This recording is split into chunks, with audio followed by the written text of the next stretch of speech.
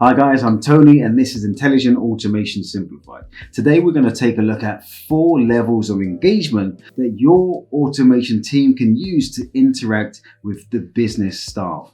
So let's just jump straight into it. Okay, so getting automation programs running smoothly needs staff, and staff need to be bought in, and buy-in needs to come from the top down.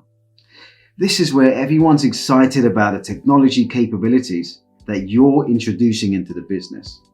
So starting from senior leadership down to staff teams, they need to understand what this technology is, how it works, and how it's going to benefit them.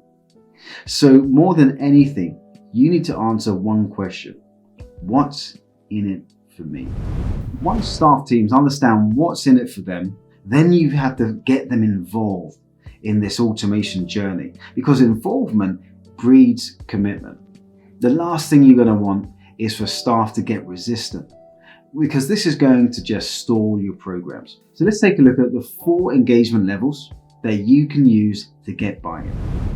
So number 1 is roadshows, and these are big, bold, exciting presentations. They're really interactive events, almost like expos. This is where developers and analysts from your automation team do show and tells and run demos, because what you want to do is show what's possible to teams to start to think what they can use this automation for. So it's not just about showing robotic process automation demos, but also intelligent automation. Show them different ways that artificial intelligence can be used in their day-to-day work. For example, how chatbots work, how machine learning can benefit their office work. For example, read their emails and sort out into different subfolders. And this roadshow is the first time that staff are going to be introduced to automation technology and the automation team. So it's a great platform for inviting staff to ask questions and having that Q&A session to see what are the concerns, what are the misconceptions, and how can you address that in the roadshow. But don't stop there. Don't just do a big bang and forget about it, because enthusiasm will go cold. You have to maintain this, and this is where number 2 comes in. Number 2 is workshops. This is a lot more intimate, and the attendees are smaller groups. And the idea is to be a lot more informative about a specific topic. It's supposed to be thought-provoking, to have attendees take away real actions that they can use in their team. For example, how do I find opportunities for automation in my team? And these workshops can be specific training workshops, or they could be lunch and learns where staff are invited just to attend during their lunch. So a few examples of lunch and learns could be Automation 101. What is automation? How does it work? How do I find opportunities? Build-a-bot sessions are fun and interactive ways to show staff how easy and quick it is to build a robot, and also how it can deliver real value. Other more in-depth topics could be lean thinking techniques, like how to redesign a process or how to identify inefficiencies and waste. You may want to save these more in-depth workshops for your automation champions.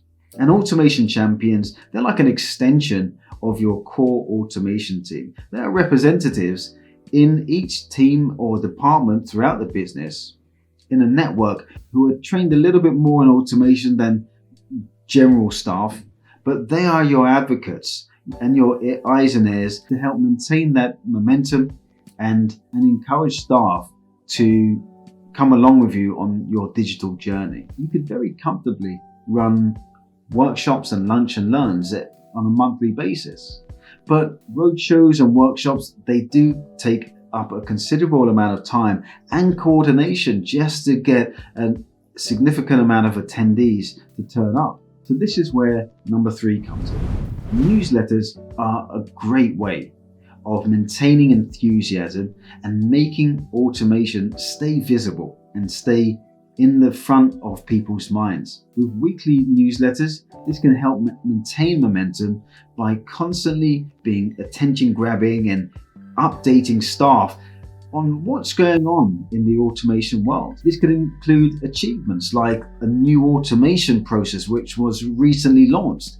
Maybe it was a really great success story and you want to shout about it. Or there could be announcements like a competition winner.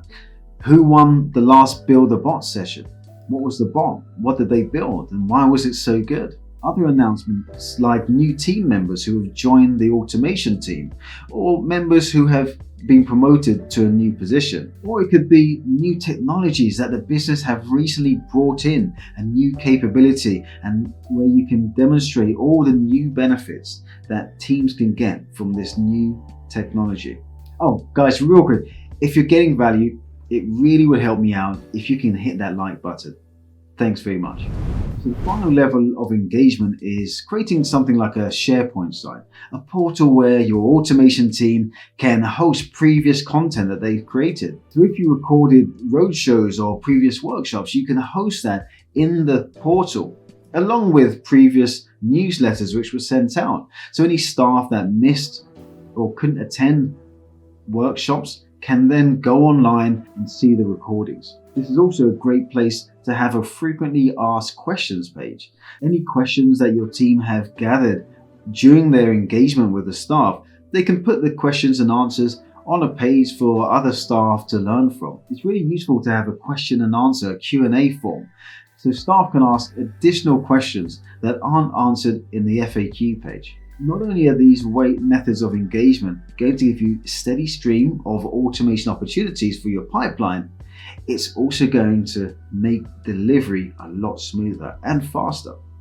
Because if staff are bought in, if they're excited about what you're delivering, they're going to do all that they can. They're going to put you at top priority to make time to commit to your projects. Start from the top, because when you get senior buy-in, that's going to work wonders for your program. And don't forget to download this 4 levels of engagement cheat sheet. Just click on the link below and sign up to the IA Simplified community to download straight away. So before you go, which engagement level was your favorite? Just write the number below, 1, 2, 3, or 4. And maybe, are there any other methods that you use? Write that in the comments, because I'd like to read and learn from you about what you're doing in your business. Okay guys, don't forget to hit that like button and see you in the next video. Take care.